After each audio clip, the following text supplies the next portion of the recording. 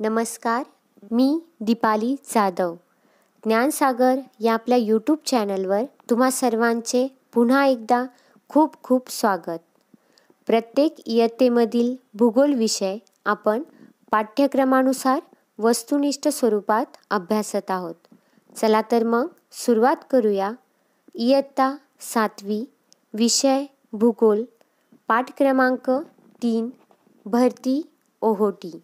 समुद्राचे पाणी कधी किनाऱ्याजवळ किंवा कधी किनाऱ्यापासून आत दूरपर्यंत गेल्याचे दिसते. सागर जलाच्या या हालचालींना आपण भरती ओहोटी असे म्हणतो. भरती ओहोटी ही एक नैसर्गिक घटना आहे. सागर जलाची दररोज आणि नियमितपणे होणारी हालचाल आहे. दर 12 तास 25 मिनिटांनी भरती ओहोटीचे एक चक्र पूर्ण होते. भरती ओहोटी ही घटना सूर्य, चंद्र, पृथ्वी यांचे गुरुत्वाकर्षण बल, पृथ्वीचे चंद्राचे सूर्याभोवती फिरणे व केंद्रोत्सारी बल यांच्याशी संबंधित असते. आपली पृथ्वी प्रत्यक्षपणे सूर्याभोवती फिरते व चंद्र हा पृथ्वीभोवती फिरत असल्याने अप्रत्यक्षपणे सूर्याभोवती फिरतो. चला तर पुढे बघूया. केंद्रोत्सारी बल गुरुत्वाकर्षण बलाच्या विरुद्ध दिशेने कार्य करत असते. परिवलनामुळे पृथ्वीला एक प्रकारचे बल किंवा प्रेरणा मिळते. परिवलनामुळे मिळणारी प्रेरणा पृथ्वीच्या केंद्रापासून विरुद्ध दिशेने कार्य करत असते. तिला केंद्रोत्सारी प्रेरणा असे म्हणतात. सूर्यापेक्षा चंद्र पृथ्वीच्या अधिक जवळ असल्याने पृथ्वीवर चंद्राचे गुरुत्वाकर्षण बल सूर्याच्या गुरुत्वाकर्षण बलापेक्षा जास्त परिणाम करते. चंद्र, सूर्य व पृथ्वी यांच्या सापेक्ष स्थितीमुळे भरती ओहोटी होत असते. पृथ्वीवर ज्या ठिकाणी भरती ओहोटी येते त्याच्या विरुद्ध ठिकाणीही त्याच वेळी अनुक्रमे भरती किंवा ओहोटी येते. हा पृथ्वीच्या केंद्रोत्सारी बलाचा परिणाम आहे.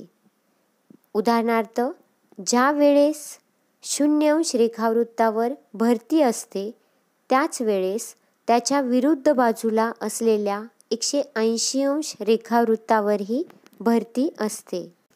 भरती आलेल्या ठिकाणांच्या काटकोन स्थितीत असणाऱ्या ठिकाणी ओहोटी असते.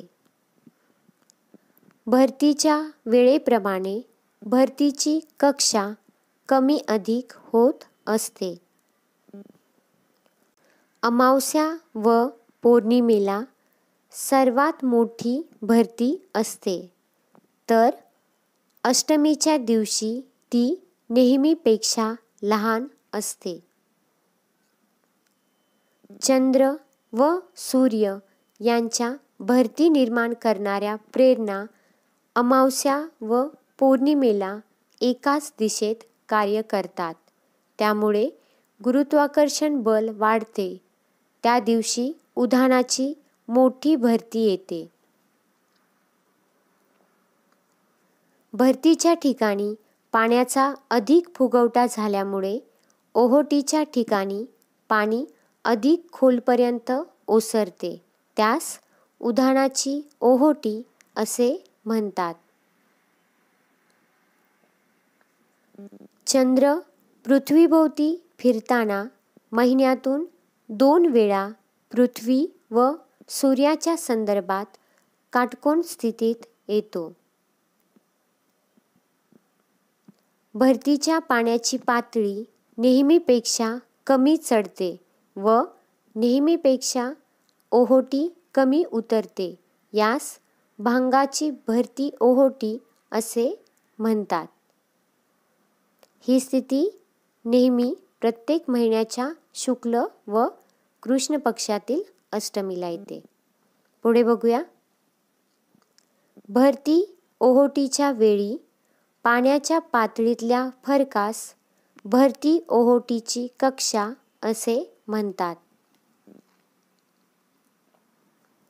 भरतीच्या पाण्याबरोबर मासे खाडीत येतात. त्याचा मासेमारीसाठी फायदा होतो. भरती ओहोटीमुळे पाण्यातील कचऱ्याचा निचरा होऊन समुद्रकिनारा स्वच्छ होतो. भरतीचे पाणी मिठागरात साठवून त्या पाण्यापासून मीठ तयार केले जाते. भरती ओहोटींमुळे तिवराची वने, किनारी भागातील जैवविविधता इत्यादीचा विकास व जतन होते. भरती ओहोटीच्या क्रियेमुळे वीज निर्मिती करता येते. भरतीची कमाल मर्यादा गाठल्यानंतर ओहोटीची सुरुवात होते व पूर्ण ओहोटी झाल्यानंतर पुन्हा भरतीची सुरुवात होते. वाऱ्यांमुळे सागरजल ढकलले जाते व पाण्यावर तरंग निर्माण होतात. त्यांना लाटा असे म्हणतात. वाऱ्यामुळे सागरी जल वर उचलले जाते व त्याच्यासमोर खोलगट भाग तयार होतो. लाटेच्या उंच भागाला शीर्ष व खोलगट भागाला द्रोणी असे म्हणतात.